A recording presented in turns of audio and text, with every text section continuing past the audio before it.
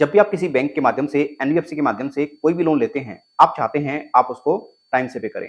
लेकिन कभी-कभार ऐसी सिचुएशन आ जाती है, पैसा नहीं होता या तो एक तो ईएमआई डिफ़ॉल्ट हो जाती हैं या फिर कंप्लीटली लोन जो है वो डिफ़ॉल्ट हो जाता है। उस केस में एजेंट आपको डराते हैं, धमकाते हैं, बेइज्जत करते हैं, परेशान करते हैं, आपके मान-सम्मान को चोट पहुँचाते हैं। ऐसे ही हमारे एक सब्सक्राइबर हैं दैनित कुमार, उन्होंने एक बैंक के माध्यम से लोन लिया 7,50,000 रुपए का, जिसके वो सिर्फ़ और सिर्फ़ 3 ईएमआई ही पे कर पाए। उसके बाद में उनके जो बच्चा था उसकी तबीयत खराब हो गई, सारा पैसा उस पे लगना शुरू हो गया और जो लोन की ईएमआई है वो लगातार डिफ़ॉल्ट होना शुरू हो गई।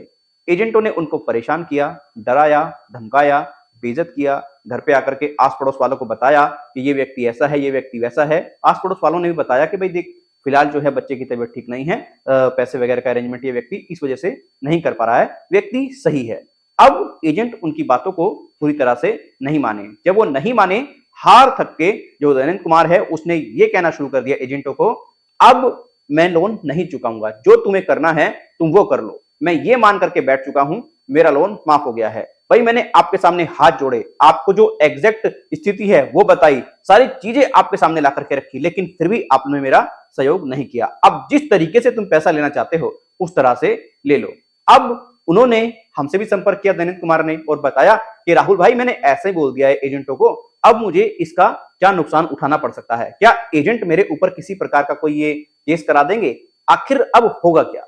देखिए, जब भी आप किसी बैंक एनबीएफसी के माध्यम से लोन लेते हैं और आप उसको 92 डेज तक पे नहीं करते हैं, तो इस केस में क्या होता है, आपका लोन क्या हो जाता है, एनपीए की कैटेगरी में चला जाता है। एनपीए होता है नॉन परफॉर्मिंग एसेट, ऐसा पैसा जो बैंक एनबीएफसी को किसी प्रकार का कोई भी फायदा नहीं दे रहा है, राइट। अब इसको एनपीए माना जाएगा। अब बैंक एनबीएफसी के पास में पूरे अधिकार हैं कि वो आपके जो भी ईएमआई डिफॉल्ट हुई हैं आपसे बात करे और आपसे कहे आप पे कर दें, लेकिन किसी प्रकार से आपके साथ में कोई बदतमीजी ना करे, आपको डराए ना, आपके ऊपर बहुत ज्यादा प्रेशर ना बनाए, आपसे प्यार से बात करे, अच्छे तरीके से बात करे। अगर आप बैंक ये सब चीजें कर रहा है, उसमें सहयोग नहीं कर रहे हैं, तो बैंक के पास में पूरी अथॉरिटी है वो आपके ऊपर केस कर दे। लेकिन इन एजेंटों के कहने से कभी केस नहीं होता है। ये जो एजेंट होते हैं ये चवन्नी छाप होते हैं, ज्यादातर जो मेरे देखने में आया है, अनपढ़ होते हैं, गवार होते हैं, जाहिल होते हैं, क्योंकि इनको पता ही नहीं है कस्टमर से किस तरीके से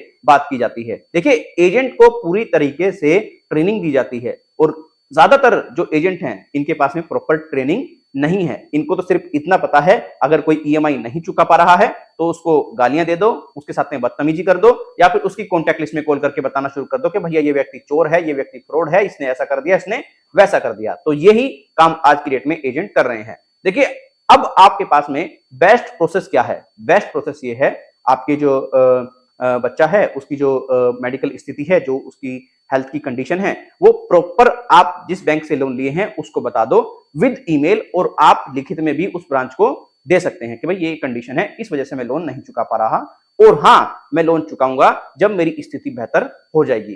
कृपया मुझे कोई एजेंट परेशान ना करे, डराए ना, धमकाए ना, मेरे से बदतमीजी ना करे, जैसे ही पैसा आएगा मैं पे कर दूंगा।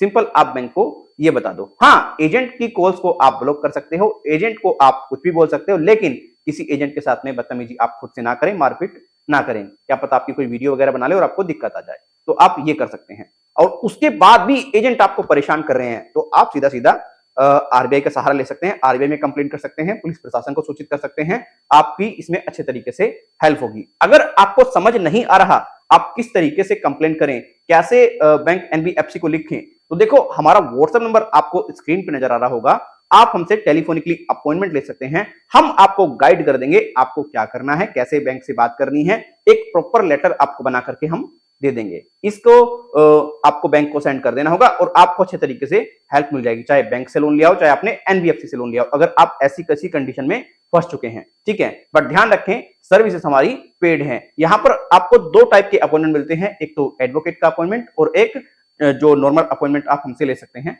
ठीक है। दोनों अपॉइंटमेंट का आपको चार्ज पे करना पड़ेगा। एडवोकेट से अपॉइंटमेंट का चार्ज आपको बहुत ज्यादा पे करना पड़ सकता है, और हमसे जो आप अपॉइंटमेंट लेंगे वो बहुत मिनिमम चार्जेस आपको पे करने पड़ेंगे। जो हमारा सर्विस चार्ज है वो आपको हम बता देंगे, ठीक है ना। तो इस सर्विस का लाभ आप जरूर उठाएं।